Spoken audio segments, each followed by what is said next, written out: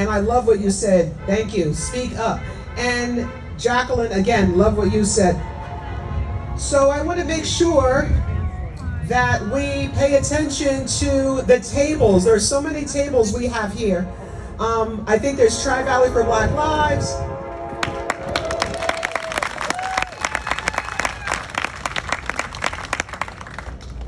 I don't know what I want. My ADHD is kicking in, so I want this mic or that mic.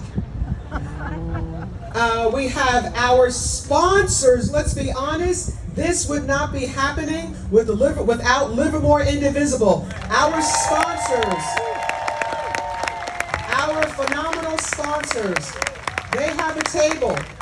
If you haven't signed up, please do, because I love sharing this message and sharing these rallies, but so many people say, well, Faith, I don't know about it. If you sign up with Livermore Indivisible, you will be on the list. You will know about it. There's tables all over back there, City Serve, and there is a photographer that wants to make sure he gets our pictures. Can you hold your signs up, please? Because our photographer has asked me, and I hope he's taking the picture. Not too sure where he is. All right, yes, behind me. Thank you. Didn't know you were behind me. I'm from Jersey. Don't go too much behind me. I'm a Jersey girl. I'm like, who's back there? All right, we are ready for our next speaker. Are you ready? Yeah. Well, let me give him the proper introduction because I actually found my notes, so thank you. So let me take you back almost 30 years ago when I moved here. My husband and I were looking for friends again. I was just a lonely little something. Jeez. But this guy volunteered at our church that we moved here for, Crosswinds. I love churches with C's, Cornerstone, Crosswinds. And I remember him volunteering. But most importantly, I remember him being a friend to my husband. And I remember them going out. And then I said, hey, can I hang out with you all? And they said no. And I said, whatever. I don't care about you anyway. But they hung out together, and we've been through a lot together. And the funny part about it is, Michael is going to come up in a few short moments. He came to all my shows at the Bankhead Theater, and I remember we went to our cast party, and Michael and I were standing next to each other, and you know, like I said, my husband is of the lighter hue. He was on this side. And then people walked up to him, you must be Faith's husband. He's like, no, I'm her second husband. They're like... So we laughed. Some people didn't think it was funny, but I thought it was hysterical. Let me make noise for Michael Mosby. You know, he's a proud Livermore resident for over 2 decades, and throughout his career, he has committed himself to excellence, creating and sustaining excellence. He's been recognized, by the way, for developing efficient and effective solutions across various organizations like Tides Incorporated, Lawrence Livermore National Laboratory, the Department of Energy, the United States Army, and he's also a contributing author, Michael, I didn't know this, of Mastering Excellence, a leader's guide to aligning strategy, culture, customer experience, and measures of success. He is a dad, he's awesome, he's a friend of mine, he's in my phone, even though he doesn't text me back sometimes. I'm kidding. Livermore, put your hands together for my friend, Michael Mosby.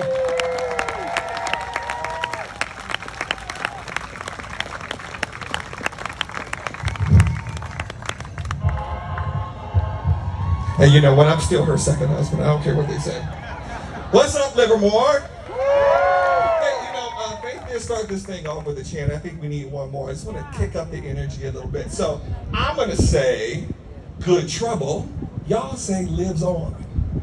We got that? We got that? Let's give it a try. Good trouble. Lives on. Good trouble. Lives on. Good trouble. Lives on. Good trouble. Lives on. Thank you very much. Give yourselves a hand. As Faith mentioned, I've been a Livermore resident for almost 30 years, which means I'm your neighbor. You're my neighbor. Thank you. And so I think because of that, we got a little bit of trust between us. Don't you agree? Don't you agree? All right, I'm going to share a little secret with you. You are supposed to be here in this moment right now. Let me say that one more time, just in case you didn't hear me. You are supposed to be here in this moment right now. So this is not a mistake, folks. This is not a mistake. This is where you're supposed to be. I also have two things that I'm going to ask of you. The first is going to be an invitation. Second one's going to be a question. Now the invitation is, as we were preparing to come up here, Faith was like, hey, so here are the time slots, and here's what we're going to do, all the administrivia that happens when we do these things. And she gave me a 20-minute slot, and I go, Faith, I can probably do 10. And she goes, well, you got 20. And I looked at her, and I go, well, that's trouble. So we're going to get into a little good trouble. Thank you, Faith, for giving me a little bit more time. Because I love every moment, every second of being up here with you. So in that invitation, as I'm speaking, if I say something that hits you, we going to go back a little old school. I want to hear from you. Amen. And thank you. Amen. I want to hear from you. This is not just me talking to you. Remember, I'm your neighbor. We're having a conversation. If you hear something that motivates you, I want to know what you're hearing and where it's hitting you. So the first is an invitation. And the second, once I get into the words I have for you, is I'm going to have a question for you that I want you to think about. Not only as we are here in this moment, but as we leave here. I'm going to hold that question for you. You'll know when it's question time. And before I step back there before the podium, just because the speakers before me, I thought it's very interesting about where we grew up. So we had someone that grew up in Jersey, someone that grew up in the hood of D.C. Well, I grew up in the hood of Cleveland, Ohio. Right? And it is more than interesting that our stories sound alike. Right? And that lets us know that we are more alike than we think. And we have to recognize that we are more alike than we think. And that means that we also have the opportunity to use that similarity to make a difference. Instead of listening to the voices that tell us that we are different. All right?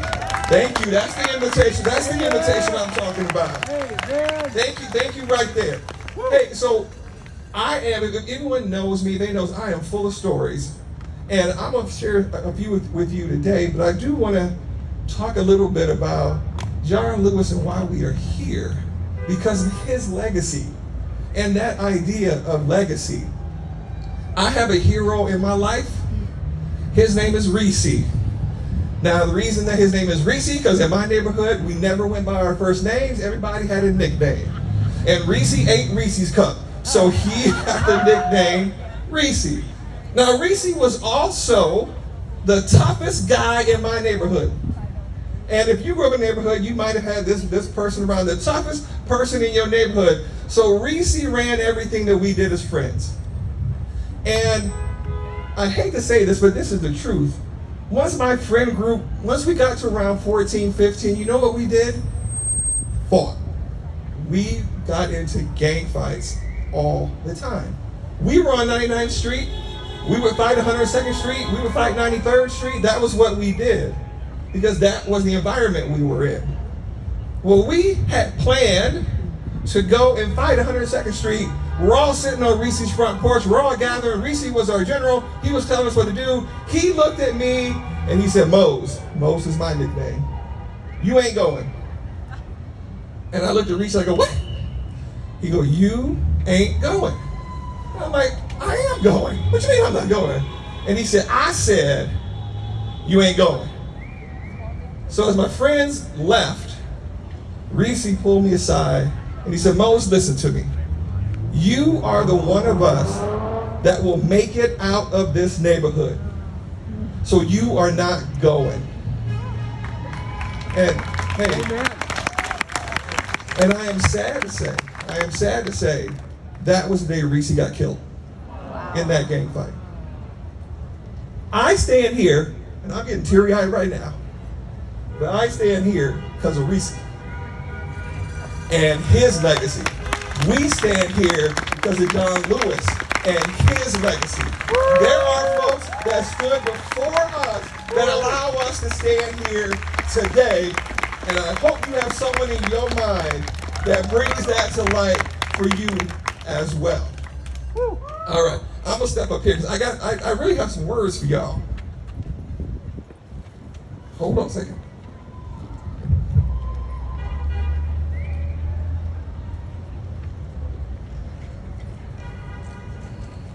All right. So, as Faith mentioned, my name is Michael Mosby, and I am profoundly honored and humbled and blessed to be with you today, to pay homage to Congressman John Lewis, and to reflect on the power of getting into good trouble.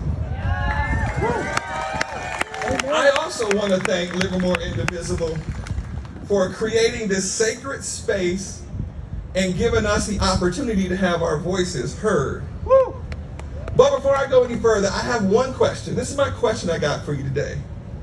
Where are you standing? Where are you standing? Now let me just share a few more stories that brought to me that very question. Now in the early 2000s, I traveled between the East Coast and California for my job. And on my way to the airport, I would pass through Loudoun County, Virginia, and there was a sign on the side of the street that caught my attention that said Mosby Heritage Preservation Area. Now, being a Mosby, I kind of felt compelled to explore what that was all about. What I discovered wasn't just an historical site. It was a living, breathing echo of my past. And there, hidden underneath some overgrown bushes and some grass, were the faint outlines of slave quarters. Crumbled stones that once confined generations of people that looked like me. I dropped to my knees, overwhelmed by the weight of what I had stumbled upon. In that moment, the words spoken to Moses struck me like thunder. Do not come any closer. Take off your sandals, for the place where you are standing is holy ground. Now I put my ear to the ground and I could hear it. The songs, the screams, the suffering, and the strength of my ancestors. I could smell the smoke, I could feel the trampled earth, and see their faces, their eyes looking straight through me. And as Maya Angelou wrote, leaving behind nights of terror and fear, I rise into a daybreak that's wondrously clear. I rise, bringing the gifts that my ancestors gave.